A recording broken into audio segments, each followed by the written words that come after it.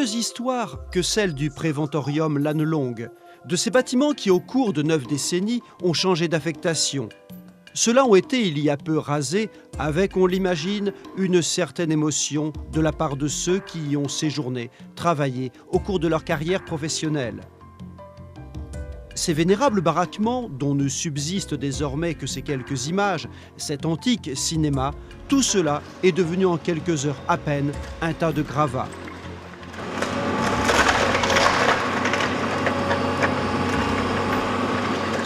Le 15 mars 2005, une pelleteuse, par ses coups de boutoir, a couché cette carcasse vide.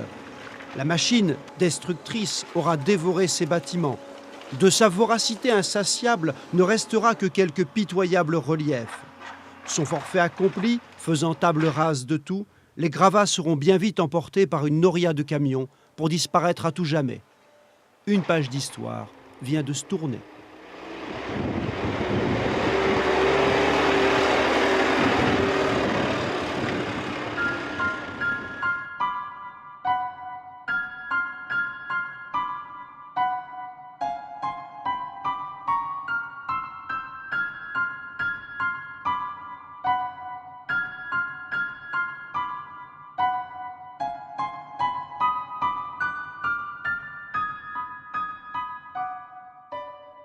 Odilon Marc Lannelongue, professeur à la faculté de médecine de Paris, membre de l'Institut, député et sénateur du Gers, donna son nom au préventorium par procès-verbal du Conseil général de la Seine en date du 30 décembre 1922.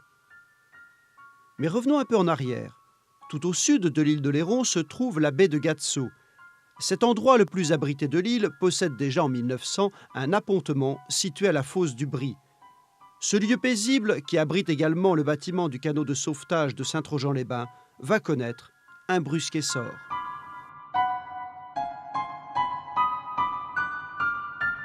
En 1917, la guerre fait rage. On décide de bâtir ici une base américaine aéronavale. Le décret en est pris le 23 août 1917. Au début 1918, les baraquements sont sortis de terre. La base prévoit le logement de 300 soldats américains et de leur état-major. Les travaux vont aussi vite que la main-d'œuvre kabyle employée à la tâche le voudra. Une note de service plutôt cocasse du 4 avril 1918 demande à ce qu'on se débarrasse au plus vite de cette main-d'œuvre dont le rendement est médiocre. Cette base doit abriter une escadrille, c'est-à-dire 8 hydravions de type Le Pen, et 2 escadrilles, soit 16 appareils de type Lévy-Bresson, et ce, à partir de juin 1918. 11 novembre 1918, la guerre est finie. La base américaine, devenue inutile, va être vendue en 1919 au département de la Seine qui l'affectera à l'Office public d'hygiène sociale. Le préventorium verra arriver, grâce au canot automoteur Construction des Pujols, les premiers garçons de 6 à 16 ans qui investiront le préventorium le 15 janvier 1923.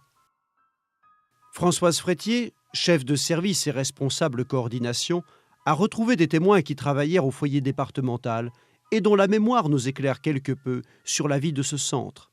Madame Javerlac se souvient de sa carrière. Je suis très heureuse que vous soyez avec nous aujourd'hui. On en avait parlé il y a très peu de temps. Oui.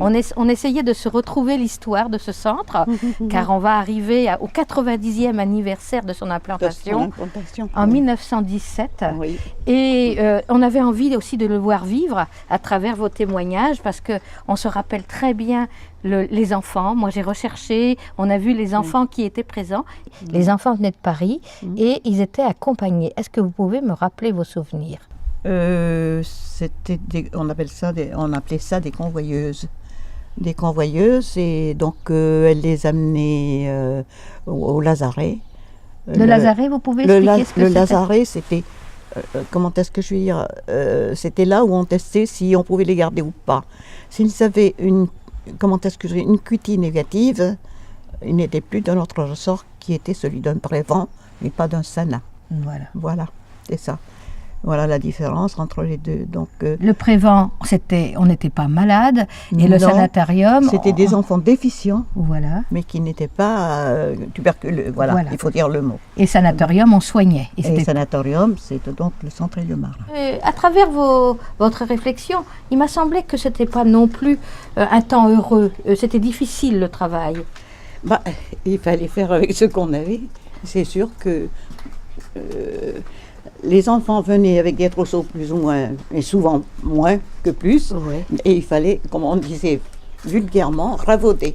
C'était raccommoder, quoi. Oui. Raccommoder, mais c'est ravauder. On réparait. Oui. Et on essayait de donner aux enfants qui venaient un trousseau qu'ils n'avaient pas souvent en venant. Mais vous voyez, j'étais heureuse de passer ce petit moment avec vous, parce que c'est un pan de votre histoire, et un pan de la nôtre aussi qui commence, parce qu'avec les nouveaux bâtiments qui sont sortis de terre, dans lesquels on vient d'emménager, c'est à la fois une histoire qui se termine avec les anciens bâtiments, et une nouvelle histoire qui va commencer, et je l'espère pour 90 ans, puisque ça fait 90 ans que ces bâtiments n'avaient pas bougé, et que des enfants étaient venus. Maintenant ce sont des adultes, mais c'est une autre tranche d'histoire. C'est une autre tranche d'histoire.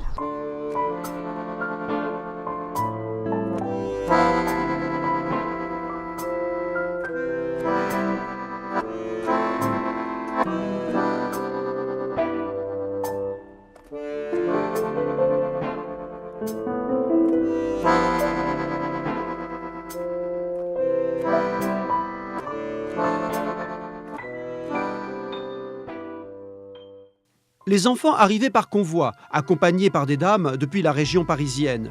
Le train arrivait au Chaput. La traversée du Coureau ne devait pas être la partie la moins désagréable de cette affaire. Arrivés à l'appontement, les enfants étaient conduits au lazaret pour y être examinés, toujours sous bonne escorte, comme nous le montre ce film rarissime de 1925. À l'ancienne maison du radio, perchée sur une dune, Françoise Frétier a rendez-vous avec Madame Bugette, dont la mémoire est intacte.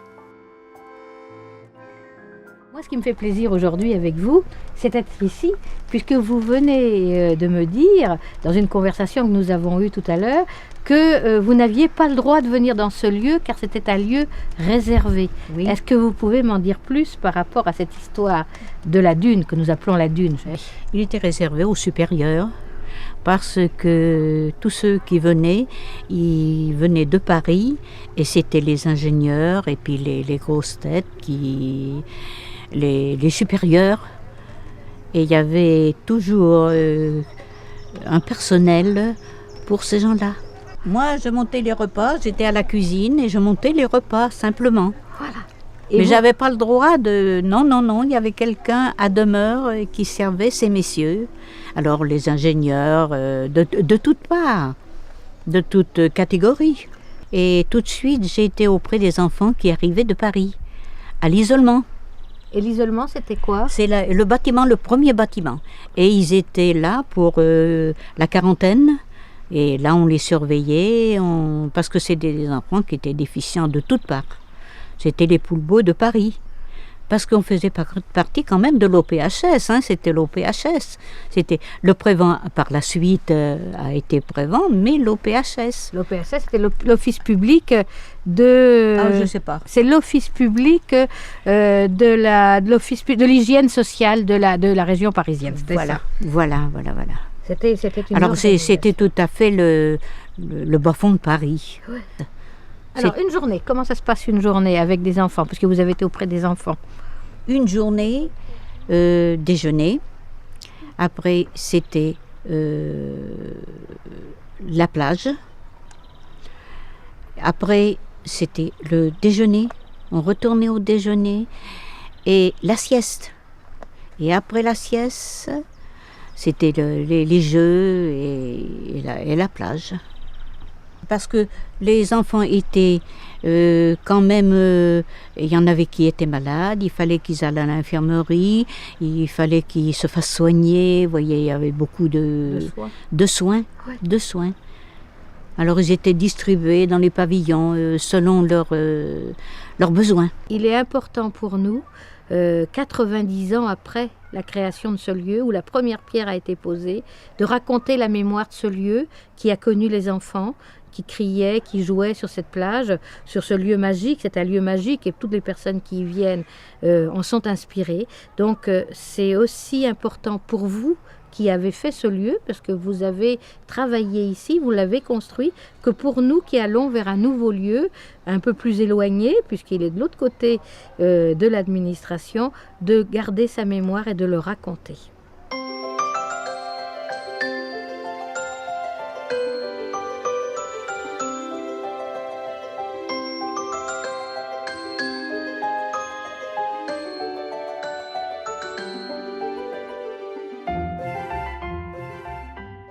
La journée des jeunes garçons commençait au pas de charge.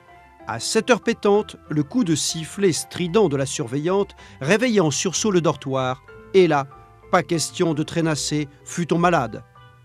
Était-ce l'origine militaire du lieu, ou l'époque qui voulait cela? Mais il y avait en cet endroit une rémanence martiale, rigide.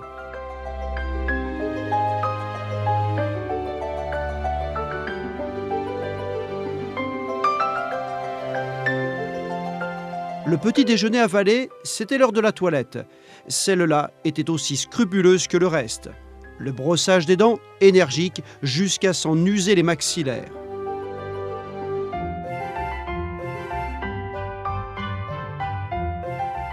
L'emploi du temps des pensionnaires était pour le moins chargé.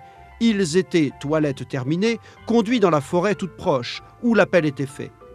La rigolade et la gaudriole n'étaient pas le genre de la maison.